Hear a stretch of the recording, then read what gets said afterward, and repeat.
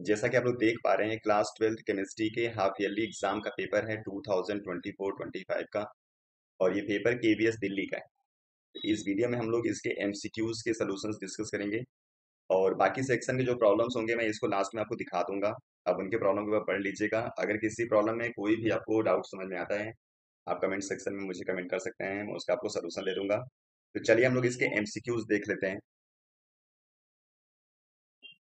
तो question number 1 यहाँ पे है, Which of the following solution of KCl will have the highest value of molar conductivity? अब आप जानते हैं कि जो मोलर कंडक्टिविटी है वो कंसंट्रेशन के ऊपर डिपेंड करता है। और डाइल्यूशन के साथ आपने पढ़ा हुआ है कि कंडक्टिविटी इंक्रीज होती है, लेकिन डाइल्यूशन जब हम करते हैं तो वहां पे नंबर ऑफ मोल्स सबका सेम रखते हैं। नंबर ऑफ मोल्स अगर आप सेम रखते हो तो जो ज्यादा डाइल्यूट होगा उसकी कंडक्टिविटी ज्यादा होगी। और अगर आपने मोल्स को ही बदल रखा है, फिर आपका जो आंसर होगा मोल के अकॉर्डिंग होना चाहिए। अब यहाँ पे जितने भी यहाँ पे कंसंट्रेशन दिए गए हैं सारे मोलैरिटी दिए गए हैं, और मोलैरिटी का मतलब होता है मोल्स पर लीटर। यानी कि यहाँ पे सबका हम लोग वॉल्यूम 1 लीटर कंसीडर करेंगे, तो इसमें मोल प्रेजेंट होगा 0.5, यहाँ पे मोल प्रेजेंट है 0.1, यहाँ पे प्रेजेंट है 0.1, और यहाँ पे प्रेजेंट है 1 मोल। तो जहाँ पे मोलैरिटी ज्यादा होगी मतलब नंबर ऑफ मोल्स ज्यादा होगा, वहां पे कंडक्टिविटी ज्यादा हो जाएगी, क्योंकि हमने सबका वॉल्यूम यहाँ पे फिक्स रखा हुआ है। इसलिए इसका आंसर हो जाएगा D. Question number 2, solubility of gases in liquid decreases with rise in temperature because dissolution is n। जब आप किसी भी गैस को किसी लिक्विड के अंदर डिसॉल्व करते हो तो आप उस गैस की काइनेटिक एनर्जी को डिक्रीज करते हो। और जब काइनेटिक एनर्जी को डिक्रीज करोगे तो इसका मतलब जो उसके पास एक्स्ट्रा एनर्जी होगा वो एनर्जी रिलीज होगी। और एनर्जी का रिलीज होना होता है एक्सोथर्मिक प्रोसेस। तो ये एक्सोथर्मिक प्रोसेस होगा, और एक्सोथर्मिक प्रोसेस हमेशा फेवर होता है लो टेम्परेचर पे। इसलिए जो प्रोसेस है एक्सोथर्मिक है, और ये रिवर्सिबल भी होता है, क्योंकि अगर आप टेम्परेचर का जो चेंज है उसको रिवर्स करते हो तो इसका जो डी सोल्यूशन है वो डिक्रीज हो जाता है। तो आपको लिख देना है यहाँ पे कि एक्सोथर्मिक होगा और reversible. The complex ion this and this are called.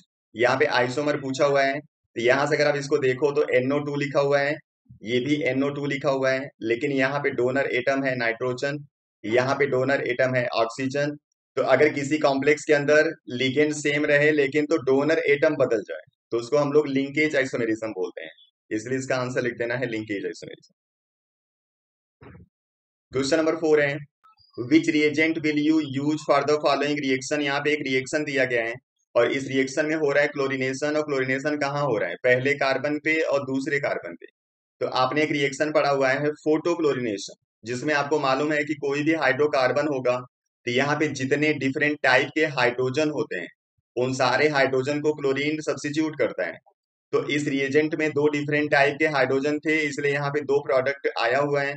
इसलिए इसका आंसर आपको लिख देना है कि ये क्लोरीनेशन है in presence of sunlight.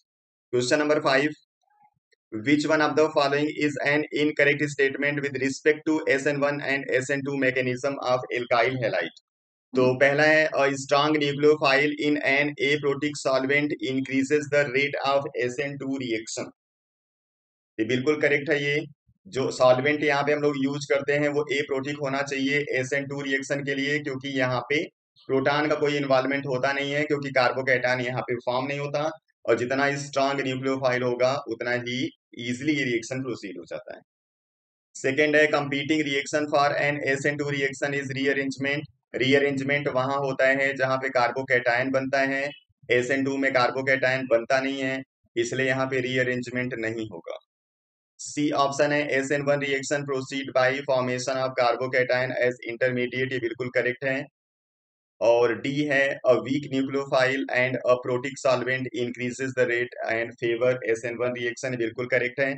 Solvent अगर प्रोटिक होगा तो वो आसानी से कार्बोकैटायन के फॉर्मेशन में, इसके स्टेबलाइजेशन में हेल्प करता है, इसलिए रिएक्शन की रेट हाई रहती है। ठीक है, तो ये भी सही है, डी वाला ऑप्शन गलत हो गया। Question number 6, match the properties with the elements of 3D series. Element with highest melting point. Melting point का मतलब हो गया जिसके अंदर मेटेलिक बॉन्ड ज्यादा स्ट्रांगर होगा, और मेटेलिक बॉन्ड स्ट्रांगर के लिए यहाँ पे अनपेड इलेक्ट्रॉन का काउंट ज्यादा होना चाहिए। तब चेक कर लो यहाँ पे किसके पास अनपेड इलेक्ट्रॉन ज्यादा होगा, तो इसका आंसर हो जाएगा क्रोमियम, क्योंकि क्रोमियम के पास अनपेड इलेक्ट्रॉन सबसे ज्यादा है। ठीक है, तो पहले का क्यू हो गया, यहाँ पे दो ऑप्शन दिख रहे हैं, ए और सी, इसी में आगे चेक करेंगे। एलिमेंट शोइंग +3 ऑक्सीडेशन स्टेट, केवल स्कैंडियम ऐसा है जो +3 ऑक्सीडेशन स्टेट शो करता है, इसलिए इसका एस होगा। तो दूसरे का हो गया S. Most stable ion in aqueous solution, aqueous solution में सबसे ज्यादा स्टेबल ये क्रोमियम 3+ होगा, क्योंकि इसके 3 इलेक्ट्रॉन को रिलीज करने के बाद इसका जो कॉन्फ़िगरेशन है वो बचता है 3d3, और इसका T2G होता है हाफ फील्ड जो इसको फेवर करता है स्टेबलाइजेशन में। तो मेरे हिसाब से ऑप्शन यही होना चाहिए। तो आप चेक कर लीजिए QSP, ये पहला ऑप्शन दिख रहा है, तो ये सही हो जाएगा। Question number 7, which of the following is not correct about the order of reaction. Order of reaction के लिए कौन सा स्टेटमेंट इसमें से सही नहीं है? The order of reaction can be a fractional number, ये सही है, फ्रैक्शनल हो सकता है। Order of reaction is experimentally determined, ये भी सही है। The order of a reaction is always equal to sum of the stoichiometric coefficient of reactants in the balanced chemical equation. ये जो स्टेटमेंट लिखा गया है ये ऑर्डर का नहीं है, ये मॉलिक्यूलरिटी का है। जब कोई भी आप बैलेंस्ड केमिकल इक्वेशन लिखते हो तो उसमें जो स्टैचोमेट्रिक कोफिशिएंट आते हैं उसके सम को हम लोग मॉलिक्यूलरिटी बोलते हैं, ऑर्डर नहीं बोलते हैं, इसलिए ये गलत हो गया। जब इसी स्टैचोमेट्रिक कोफिशिएंट को आप लिख देते हो रेट लॉ एक्सप्रेशन में एज अ एक्सपोनेंट, तो उसके सम को हम लोग ऑर्डर बोलते हैं। The order of a reaction is the sum of the power of molar concentration of the reactants in the rate law expression, ये सही हो जाएगा। तो सी वाला ऑप्शन यहाँ पे गलत है। Question number 8, vapour pressure of dilute aqueous solution of glucose is 750 mmHg at 373 kelvin, the mole fraction of solute is, यहाँ पे mole fraction of the solute मतलब XB पूछा गया है, ठीक है। और 750 ये दे दिया है आपको partial pressure of the solution मतलब PA। P0A हम लोगों को मालूम होता है पहले से, एक्वा सॉल्यूशन है मतलब कि जो सॉल्वेंट है वाटर है, और वाटर का जो वेपर प्रेशर होता है वो होता है 760, ठीक है। अब रिलेशन आप जानते हो, PA equal to P0A XA, तो यहाँ से आप XA निकाल सकते हो। 750/760 इक्वल टू XA हो गया, ठीक है। अब XB निकालना होगा तो आपको रिलेशन मालूम है, XA प्लस XB मिलके होता है 1, तो जो XB होगा वो हो जाएगा 1 माइनस XA, मतलब 1 माइनस 75/76। सॉल्व कर दोगे तो आ जाएगा 1/76, मतलब ऑप्शन सी करेक्ट हो जाएगा। Question number 9, the aromatic compounds having formula this which are easily identifiable by FeCl3 solution test are, इसको हम लोग बोलते हैं फेरिक क्लोराइड टेस्ट। और फेरिक क्लोराइड टेस्ट कौन देता है? फिनॉल, या ऐसे सारे फिनॉल के डेरिवेटिव्स जिसमें आपको बेंजीन पे OH ग्रुप दिखेगा, और साइड में कोई भी आप ग्रुप लगा लो, दूसरा कोई फर्क नहीं पड़ता, ठीक है। मतलब ये ग्रुप दिखेगा तो वो फेरिक क्लोराइड टेस्ट देगा, जिसमें जब आप FeCl3 को डालते हो फिनाल के अंदर तो पर्पल कलर आता है, ठीक है ना। तो यानी अब यहाँ पे जो पेयर दिया गया है इसमें देख लेना है, एक में आपको ये ग्रुप दिखना चाहिए फिनाल वाला और एक में नहीं दिखना चाहिए, ठीक है। तो पहला है आर्थोक्रिसॉल। आर्थोक्रिसॉल का मतलब हो गया फिनाल जिसमें आर्थो पोजीशन पे आपको CH3 लगा देना है। और बेंजाइल एल्कोहल आपको मालूम है CH2OH लगाना है बेंजीन के ऊपर, ठीक है। तो एक में आपको फिनाली ग्रुप दिख रहा है, एक में फिनाली ग्रुप नहीं है, ये वाला आपका इसके साथ टेस्ट देगा और डिस्टिंग्विश हो जाएगा। तो ये देगा positive test of ferric chloride, ये टेस्ट नहीं देगा, तो ये तो चेक हो गया। बाकी ऑप्शन हम लोग चेक कर लेते हैं। या मेटाग्रिसाल और पैराग्रिसाल दोनों के अंदर बेंजीन रिंग के ऊपर OH ग्रुप आएगा, इसलिए दोनों टेस्ट देंगे, इसे डिस्टिंग्विश नहीं कर पाओगे। आर्थोक्रिसाल पैराक्रिसाल इसमें भी यही हाल है, डिस्टिंग्विश नहीं कर पाओगे। Methyl phenyl ether and benzyl alcohol, इसमें किसी के अंदर भी फिनाइल ग्रुप नहीं है, इसलिए इसमें से कोई भी फेरिक क्लोराइड टेस्ट नहीं देगा, ठीक है। इसलिए ऑप्शन पहला सही हो जाएगा। Question number 10, the decomposition of ammonia on platinum surface is zero order reaction, what is the rate of production of hydrogen if K equal to this. अब अमोनिया के डीकम्पोजिशन का जो रिएक्शन होता है वो होता है इस तरीके से, 2NH3 change into N2 plus 3H2, ठीक है। अब इसके लिए जो रेट है वो आपको मालूम है K के बराबर होगा, क्योंकि जीरो ऑर्डर रिएक्शन है, मतलब जो K की वैल्यू है वही rate of decomposition of ammonia है। अब इसी रेट को अगर आप हाइड्रोजन के साथ रिलेट करोगे तो आपको लिखना पड़ेगा 1/3 and rate of formation of hydrogen, clear है ना। तब ये वैल्यू जब आपको बतानी होगी तो 3 से रेट को मल्टीप्लाई कर देना है, तो लिखोगे 3 मल्टीप्लाई 2.5 इंटू 10⁻⁴, तो आंसर आ जाएगा आपका 7.5 into 10⁻⁴। Question number 11, why orthonitrophenol is less soluble in water than para and meta. जब आप आर्थोनाइट्रोफिनॉल बनाते हो तो इसमें आर्थो पोजीशन पे जब आप लगाओगे नाइट्रो ग्रुप और यहाँ पे OH, तो इसके O और इसके H के बीच में हाइड्रोजन बॉन्ड बनता है। और जब एक ही मॉलिक्यूल के अंदर हाइड्रोजन बॉन्ड बनता है तो उसको हम लोग बोलते हैं इंट्रामॉलिक्यूलर हाइड्रोजन बॉन्डिंग। और जब इसका हाइड्रोजन यहाँ पे बॉन्डिंग में इन्वॉल्व हो जाएगा तो इसकी वजह से क्या होगा, अब ये हाइड्रोजन बॉन्ड वाटर के साथ नहीं बनाएगा और इसलिए वाटर के अंदर इसकी सॉल्बिलिटी कम हो जाएगी। तो आपको लिखना है due to intramolecular hydrogen bonding it is less soluble in water. Check कर लो, इंट्रामॉलिक्यूलर हाइड्रोजन बॉन्डिंग पहला ऑप्शन ही दिख रहा है। Question number 12, the trend of which property is present by the following graph. यहाँ पे ग्राफ दिया गया है और कह रहा है कि ये जो ग्राफ है वो किस प्रॉपर्टी के लिए दिया गया है। यहाँ पे प्रॉपर्टी मेंशन है 4। तो अगर इस ग्राफ को आप ध्यान से देखो तो जो लास्ट वाले मेंबर्स हैं इनका वैल्यू सबसे कम लिखा हुआ है और स्टार्टिंग में भी इसकी वैल्यू कम है और जो बीच वाले हैं उनके लिए इसकी वैल्यू बहुत ज्यादा है। ठीक है, तो एक प्रॉपर्टी है जिसमें इस तरीके का ट्रेंड आपको दिखता है और वो क्या है, इंथेल्पी ऑफ एटोमाइजेशन।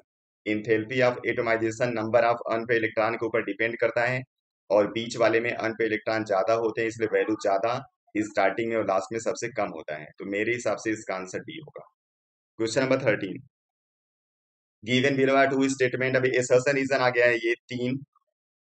तो पहले में है phenol on oxidation with chromic acid give benzoquinone.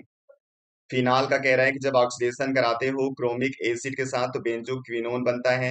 ये बिल्कुल सही है, फिनाल का जब ऑक्सीडेशन आप कराते हो क्रोमिक एसिड के साथ तो बेंजोक्विनोन देता है।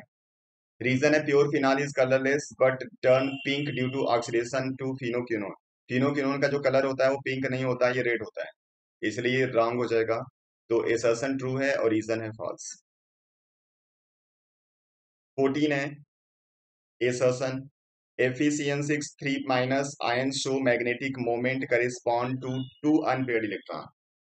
अब यहाँ पे जो आयरन है वो +3 स्टेट में है, आयरन +3 स्टेट में होगा तो कॉन्फ़िगरेशन इसका आ जाएगा। सबसे पहले आयरन का ऑक्सीडेशन स्टेट होता है 3d6 और 4s2। जब +3 स्टेट में लिखोगे तो हो जाएगा 3d5, यानी डी के अंदर इसके कुल 5 इलेक्ट्रॉन्स होंगे। अब यहाँ पे जो अप्रोच करने वाला लिगेंड है वो Cn है और Cn एक स्ट्रॉन्ग फील्ड लिगेंड है जो इलेक्ट्रॉन को पेयर करता है। तो एक इलेक्ट्रॉन यहाँ पेयर हो जाएगा, एक यहाँ पेयर हो जाएगा, बचेगा एक अनपेयर्ड इलेक्ट्रॉन। यहाँ बोल रहा है कि दो अनपेयर्ड इलेक्ट्रॉन की वजह से इसका बिहेवियर है मैग्नेटिक मोमेंट, तो आपको ये गलत बोल देना है, ये सही नहीं है। रीजन है because it has D2sp3 type hybridisation.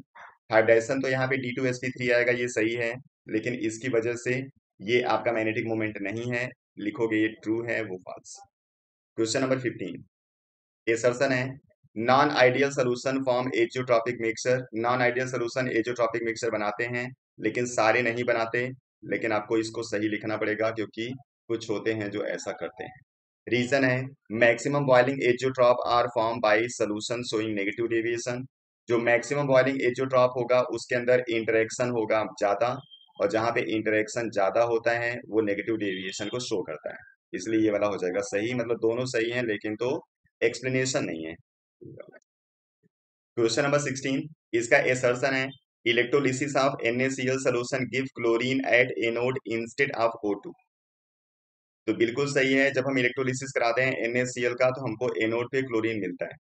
Reason कह रहा है formation of oxygen at anode require over voltage. ये बिल्कुल गलत है, ओवर वोल्टेज से यहाँ पे प्रोडक्ट कभी नहीं बदलता, उसके बाद भी वहां पे क्लोरीन ही मिलता रहेगा, तो ये हो जाएगा ट्रू, ये हो जाएगा फॉल्स। ठीक है, ये तो हो गए MCQs। अब बाकी सेक्शन की जो प्रॉब्लम है आपको दिखा देता हूँ और आप लोग इसको देख लो, अगर किसी को इसी प्रॉब्लम में डाउट होगा तो मुझे कमेंट कर सकते हैं। ये है सेक्शन बी, क्वेश्चन नंबर 17 से ये स्टार्ट है। ये है उसका क्वेश्चन नंबर 18। 18 में यहाँ पे आर पार्ट भी दिया गया है। उसके बाद है 19 जो कि आपका काइनेटिक्स से एक न्यूमेरिकल है। 20 ये ऑर्गेनिक कंपाउंड है कुछ। 21 इलेक्ट्रोकेमिस्ट्री से दिया हुआ है इन्होंने। उसके बाद फिर सेक्शन सी। 22 ये भी ऑर्गेनिक से है। 23 इलेक्ट्रोकेमिस्ट्री। उसके बाद है यहाँ पे 24 ये भी काइनेटिक्स से एक न्यूमेरिकल है। फिर 25 है हेनरी लॉ पे बेस्ड है कुछ। 26, 27, 28 काइनेटिक्स न्यूमेरिकल। इस सेक्शन डी में आ गया केस बेस्ड प्रॉब्लम। यहाँ पे इतना बड़ा सा स्टेटमेंट लिखा है कोऑर्डिनेशन के ऊपर, इसको आप देख लीजिए। उसके बाद 30, ये भी केस बेस्ड है सोल्यूशन से। इसका ये है क्वेश्चन, इसका आर पार्ट भी दिया है। उसके बाद 31 डी ब्लॉक से है। इतने सारे रीजनिंग प्रॉब्लम पूछे हुए हैं, डी ब्लॉक से रीजनिंग प्रॉब्लम बहुत पूछते हैं, याद रखिएगा। फिर 32 ये ऑर्गेनिक से है, यहाँ कुछ रिएक्शंस दिए गए हैं। उसके बाद 33 है, ये भी इलेक्ट्रोकेमिस्ट्री से प्रॉब्लम है, उसका आर पार्ट भी दिया हुआ है। और ये है पूरा पेपर। ठीक है, चलिए नेक्स्ट वीडियो में फिर आते हैं दूसरे प्रॉब्लम के साथ। आप लोग पढ़ते रहिए, अपना ख्याल रखिए। Thank you.